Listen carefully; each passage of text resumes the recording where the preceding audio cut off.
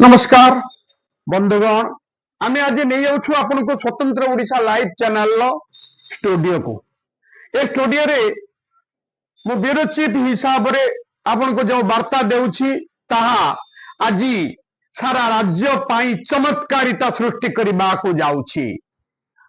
आज राज्यसभा निर्वाचन हेउथला तार फलाफल भी घोषणा हो सारी से फलाफल घोषणा सारा राज्य रे एक परिवर्तन आनिबा को जाउछि। आमे कहूछु विजु जनता दल भारतीय जनता पार्टी और कांग्रेस एमानंकर भाग्य उपरे 147 जन विधायक आज भोट देवा को जाइथिले। कहा को केउ होटल रे रखा जाइथिला, कहा को केउठी लुचाई रखा जाइथिला घोड़ा व्यापार पाई से सब घोड़ा व्यापार हैला। से घोड़ा बेपार फलाफल संध्या 7टा सुधा आसीगला जो प्रथम पसंद भोट हिसाब रे जीति गले मनमोहन सामल एवं सुजीत कुमार ये थिले भारतीय जनता पार्टी रो 2 जन प्रार्थी एवं विजु जनता दल प्रार्थी थिले संतृप्त मिश्र से मध्य जीति गले।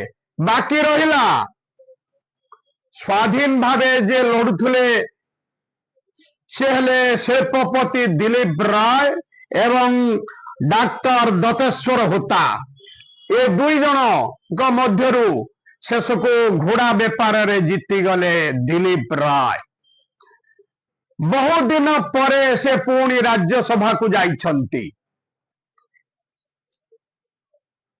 जेतबे प्रथम पसंद भोट हला सेतबे मनमोहन सामल को मिलेला 35, सुजीत कुमार को मिलेला 35 एवं विजु जनता दल संतृप्त मिश्र को मिलेला 31 खंड एवं दिलीप राय को 23 खंड, दत्तेश्वर होता को भी मिलेला 23 खंड।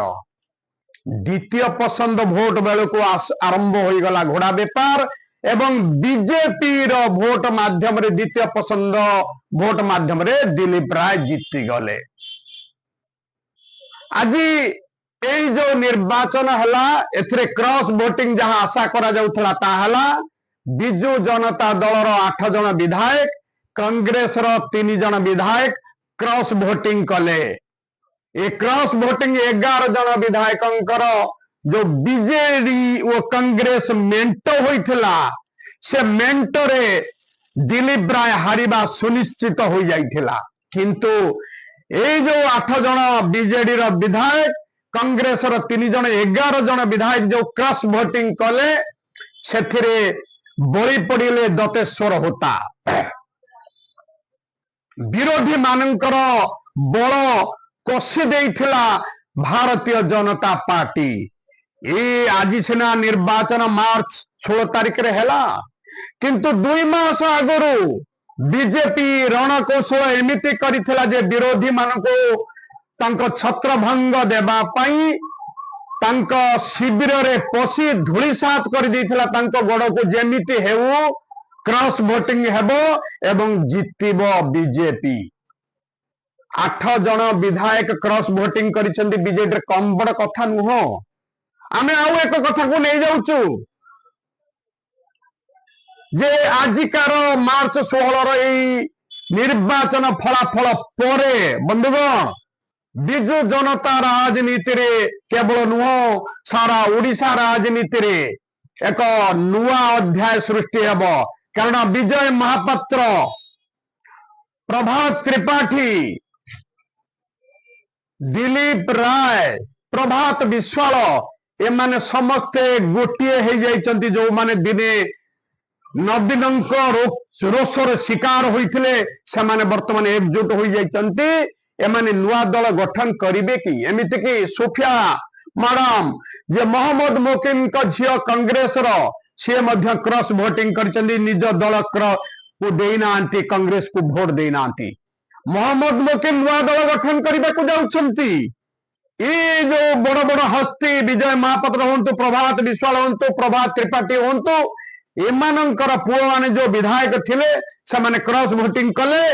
क्रॉस वोटिंग करी दिलीप राय को जिताई देले कम बड़ कथा नुह किंतु से अमर सत्य थी फलाफल घोषणा पूर्व जाइए सीधासख पहुंची गले विजय महापात्र और अमर सत्य सीधासख प्रभात त्रिपाठी घरे पहुंची गले जहाँ जना पड़ुवा निर्वाचन भोट गणति चली किंतु से एकजुट हो जाउछन्ति जहाँ जना पड़ुछि बोधे आज राति भितर ओडिशार राजनीति किछि नुआ उल्ट पाल्ट हो जिवो। हाँ बंधुगण हेबा संभावना देखा देइछि कारण बीजेडी तार रणनीति फेल करिछि साधारण निर्वाचन नुआपड़ारे फेल कला रणनीति एबे ए जो निर्वाचन राज्यसभा निर्वाचन से भी फेल कला आ जून मासरे आसुछि पौर निर्वाचन 2027 रे आसुछि पंचायत निर्वाचन 2029 रे आसुछि साधारण निर्वाचन एथिरे रणनीति फेल हेबा आशंका कलेनी सेमान बिजु जनता दलर पारंपरिक विरोधी माने जे बीजेपी गणरे आनंद उल्लास देखा जाउछि जे नवीन क्रेज नाही तांका रणनीति फेल करुछि आमे किछि ना किछि करिवु।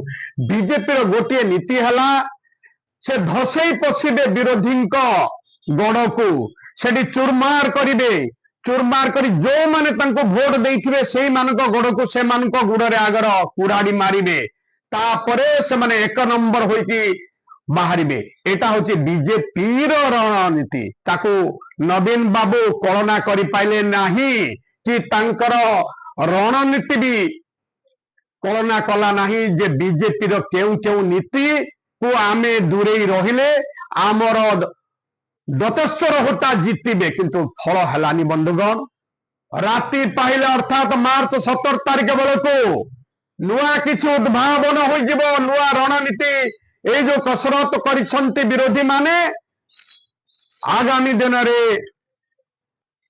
ओडिशा राजनीति रे गोटे नुआ उद्भावन जोड़ा वैज्ञानिक करंती नुआ उद्भावन होई नुआ पॉलिटिकल दल सृष्टि हबा किछि असंभव नुह। तेणु आमे आज कहूछु जे ए जो मनमोहन सामल विजयी होई गले दीर्घ 24 वर्ष पर 2002 रे से जाइथिले राज्यसभा को 2 वर्ष पाई 2002 रु 2024 ए नवीन बाबू एवं बीजेपी मध्य जो मेंटो थिला से मेंटो से जाइथिले राज्यसभा को 2004 रे पुणी उड़ीसा फेरी उड़ीसा रे नवीन पट्टनायक मेंटो सरकार रे से खाद्य जोगाण मंत्री हेले 2009 रे मेंटो भांगी गला। आमे आज कहूछु एबे नवीन बाबू एकाकी होई जिबाकू बसुछंती कांग्रेस सहित तांकर मेंटो फेल मारिथिले मध्य किंतु दल कहूछि ना आम मेंटो फेल मारिनी घोड़ा बेपार क्रॉस वोटिंग आमको सहित गरदार करिसंती 8 जन बीजेडी रो और 3 जन कांग्रेस रो। धन्यवाद बंधु।